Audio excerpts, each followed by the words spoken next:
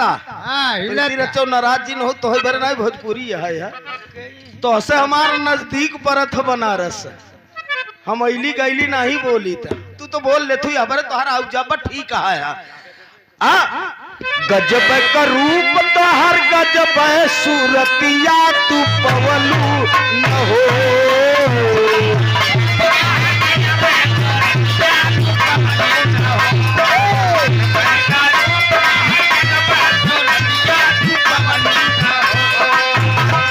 गजब का रूप तो हर गजब सूरतिया तू पवलू न हो गोरी हमका दीवाना बनवलू न हो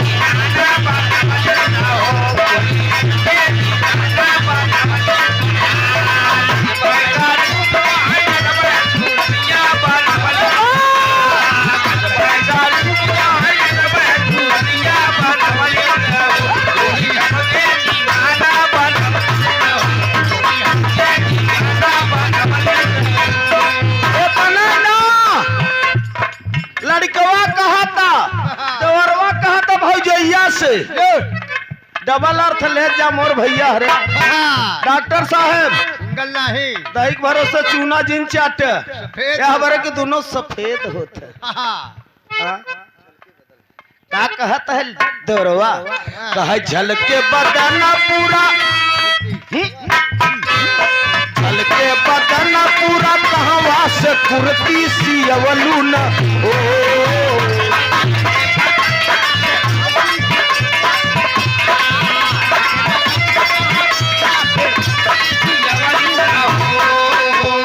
झलके बदना पूरा कहवा से कुर्ती सियवलू न हो रानी हमका दीवाना बनवलू न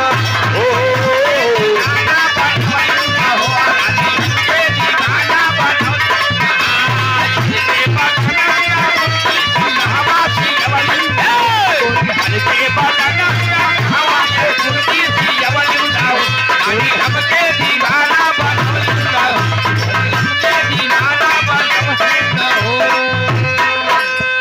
कहिया जवानी के बताई बटनी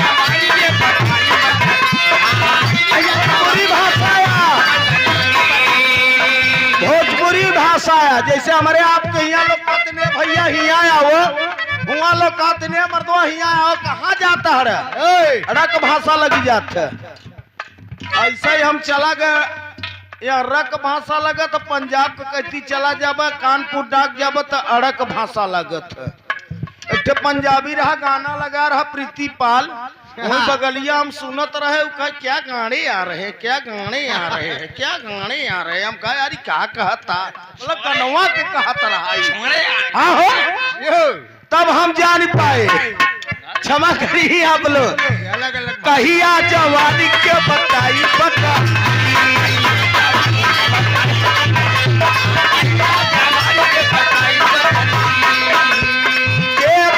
खाई रसदार चटनी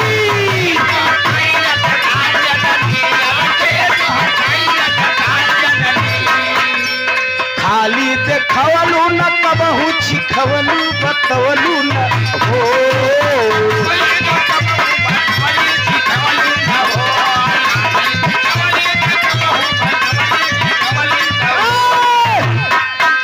होश में रह खाली बतवलू न कबहू छिखवलू देखवलू न हो रानी हमके दीवाना बनवलू न हो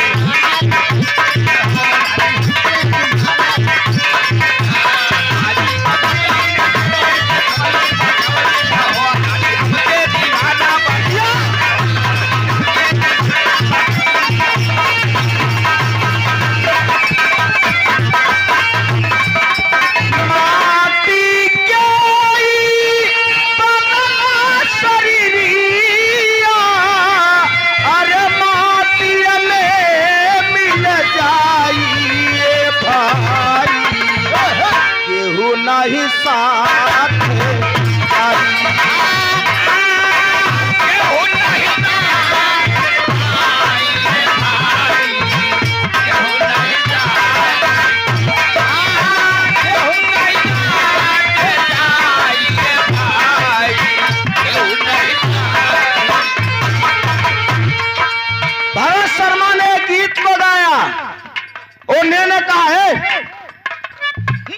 संसार में बता कि नाशवान है जो बोल रहा है उसी का कीमत हो रहा, जो दिन बोलता खत्म हो जाए उस दिन शरीर की कीमत खत्म हो जाए।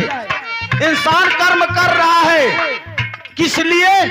जाने के बाद चर्चा होता है। ये मिट्टी का शरीर है, जो बोल रहा है उसी का कीमत है, जो दिन बोलता खत्म अंदर शरीर की कीमत खत्म। दोनों ही रह जाए का।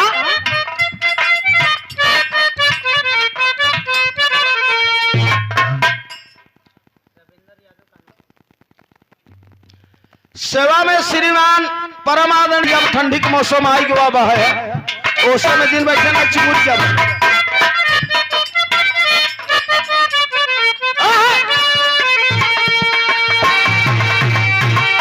कहे परम धर्म का दुई ठे डगरिया जे बाजे करमू साथी।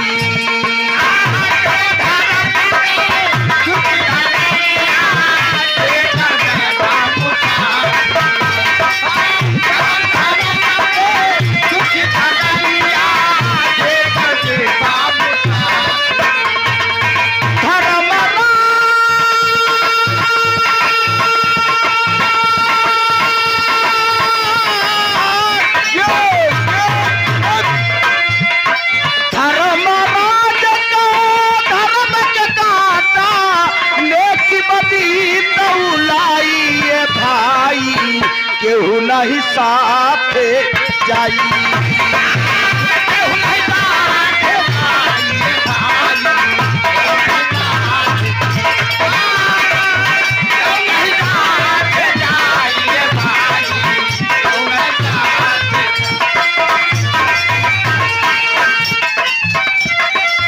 धर्म राज कहो धर्म के काटा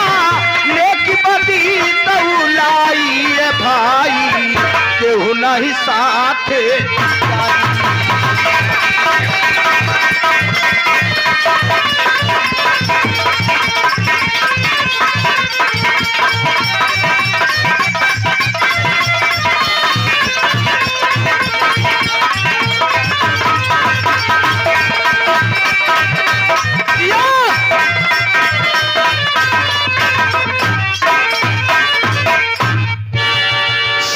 श्रीमान आदित्य यादव भरत यादव दोनों भाई को और सबक पुरस्कार 201 रुपया का पुरस्कार हुआ। प्रस्तुत बा।